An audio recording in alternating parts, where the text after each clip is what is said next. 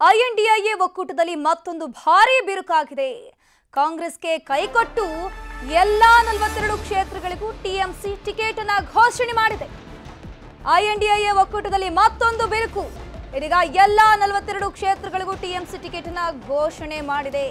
ಕಾಂಗ್ರೆಸ್ಗೆ ಕೈಕೊಟ್ಟಿದೆ ಇದೀಗ ಟಿಎಂಸಿ. ಕಾಂಗ್ರೆಸ್ ಬೇಡಿಕೆ ಧಿಕ್ಕರಿಸಿ ಟಿಕೆಟ್ ಅನ್ನು ಘೋಷಣೆ ಮಾಡಿದ್ದಾರೆ ದೀದಿ. ಮಾಜಿ ಕ್ರಿಕೆಟಿಗ ಯೂಸುಫ್ ಪಠಾಣ್, ಶತ್ರುಘ್ನ ಸಿನ್ಹಾ, ಮೆಹುವಾ ಮೊಯಿತ್ರಾಗೂ ಟಿಕೆಟ್ ಅನ್ನು ಘೋಷಿಸಿದೆ ಟಿಎಂಸಿ ಪಕ್ಷ. ದೀದಿ ನಡೆಗೆ ಇದೀಗ ಸಮಾಧಾನವನ್ನು ವ್ಯಕ್ತಪಡಿಸಲಾಗ್ತಾ ಇದೆ. ಅದರಲ್ಲೂ ಪ್ರಮುಖವಾಗಿ ಜಯರಾಮ್ ರಮೇಶ್ ದೀದಿ ನಡೆಯ ವಿಚಾರಕ್ಕೆ ಸಂಬಂಧಪಟ್ಟಂತೆ ಇದೀಗ ಸಮಾಧಾನವನ್ನ ವ್ಯಕ್ತಪಡಿಸಿದ್ದಾರೆ. ಮಾಜಿ ಕ್ರಿಕೆಟಿಗ ಯೂಸುಫ್ ಪಠಾಣ್, ಹಾಗೇನೆ ನಟ ರಾಜಕಾರಣಿ ಶತ್ರುಘ್ನ ಸಿನ್ಹಾ, ಹಾಗೇನೆ ಮೆಹುವಾ ಮೊಯಿತ್ರಾ ಈಗಾಗಲೇ ಗೊತ್ತು ಪ್ರಶ್ನೆ ಕೇಳಲು ಹಣ ಪಡೆದಿದ್ದಾರೆ ಅನ್ನೋ ಆರೋಪದಲ್ಲಿ ಸದಸ್ಯತ್ವ ಉಚ್ಚಾಟನೆಯಾಗಿದ್ರು. ಸದಸ್ಯತ್ವ ಸ್ಥಾನದಿಂದ ಈಗ ಅವ್ರಿಗೂ ಕೂಡ ಟಿಕೆಟ್ ಅನ್ನ ಕೊಡಲಾಗಿದೆ. ಐಎನ್ಡಿಎ ಒಕ್ಕೂಟದಲ್ಲಿ ಮತ್ತೊಂದು ಭಾರಿ ಬಿರುಕಾಗಿದೆ. ತಮಿಳುನಾಡು ಇರಬಹುದು, ಉತ್ತರ ಪ್ರದೇಶ ಇರಬಹುದು, ಬಿಹಾರ, ಇವರೆಲ್ಲರದ್ದು ಸರದಿ ಆಯಿತು. ಇದೀಗ ದೀದಿಯ ಸರದಿ, ಮಮತಾ ಬ್ಯಾನರ್ಜಿ ಅವರ ಸರದಿ.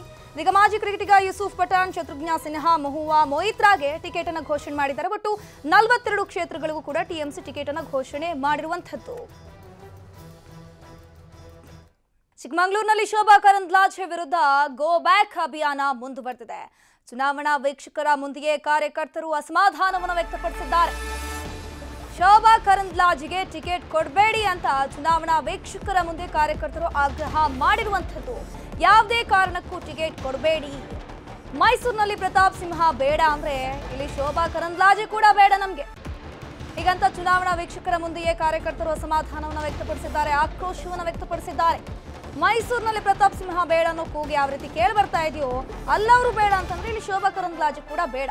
ಚಿಕ್ಕಮಗಳೂರಿನಲ್ಲಿ ಶೋಭಾ ಅವರನ್ನ ಸೋಲಿಸ್ತೀವಿ ಅಂತ ಬಿಜೆಪಿಯ ಕಾರ್ಯಕರ್ತರು ವಾರ್ನಿಂಗ್ ಅನ್ನು ಮಾಡಿರುವಂತದ್ದು. ಚುನಾವಣಾ ವೀಕ್ಷಕರ ಸಭೆಯಲ್ಲಿ ಶೋಭಾ ಗೋ ಬ್ಯಾಕ್ ಅನ್ನೋ ಅಭಿಯಾನವನ್ನು ಮಾಡಿದ್ದಾರೆ, ಘೋಷಣೆಯನ್ನು ಕೂಗಿದ್ದಾರೆ. ದೃಶ್ಯದಲ್ಲೂ ಕೂಡ ನೋಡ್ತಾ ಇರಬಹುದು ಯಾವ ರೀತಿ ಅವರು ಚುನಾವಣಾ ವೀಕ್ಷಕರ ಮುಂದೆ ತಮ್ಮ ಆಕ್ರೋಶವನ್ನು ವ್ಯಕ್ತಪಡಿಸುತ್ತಿದ್ದಾರೆ ಅಂತ.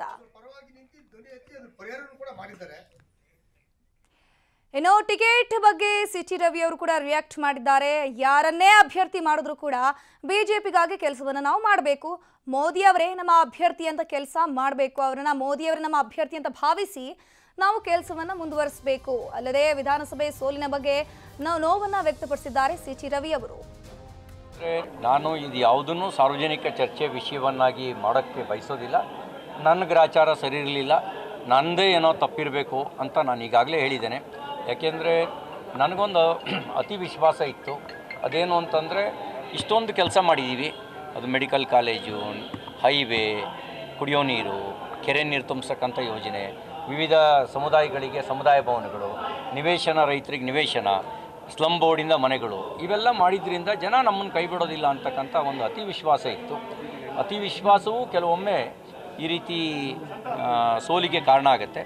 ನಾನು ಇನ್ನೊಬ್ಬರ ಕಡೆಗೆ ಬೆಟ್ ಮಾಡಿ ತೋರ್ಸೋಕ್ಕಾಗೋದಿಲ್ಲ. ಅವರವರ ಕರ್ಮವನ್ನು ಅವರವರು ಅನುಭವಿಸಬೇಕು. ನಾನು ಇನ್ನೊಬ್ಬರ ಕಡೆಗೆ ಬೆಟ್ ಮಾಡಿ ತೋರ್ಸೋಕ್ಕೆ ಹೋಗೋದಿಲ್ಲ. ತಪ್ಪು ನನ್ನದೇ ಇರಬೇಕು, ನನ್ನ ತಪ್ಪಿಂದಲೇ ಸೋತಿದ್ದೀನಿ ಅಂತ ಈಗಾಗಲೇ ನಾನು ಹೇಳ್ಕೊಂಬಿಟ್ಟಿದ್ದೀನಿ. ಯಾರಾದರೂ ಆ ಥರ ಪಕ್ಷದ್ರೋಹದ ಕೆಲಸ ಮಾಡಿದರೆ ಅವರವ್ರ ಕರ್ಮ ಅವ್ರನ್ನ ಬೆನ್ನು ಹಿಡದೆ ಕಾಡುತ್ತೆ. ನಾನು ಅದ್ರ ಬಗ್ಗೆ ಕಾಮೆಂಟ್ಸ್ ಮಾಡೋಕ್ಕೆ ಬಯಸೋದಿಲ್ಲ. ನಾನು ಇದು ಯಾವುದನ್ನು ಸಾರ್ವಜನಿಕ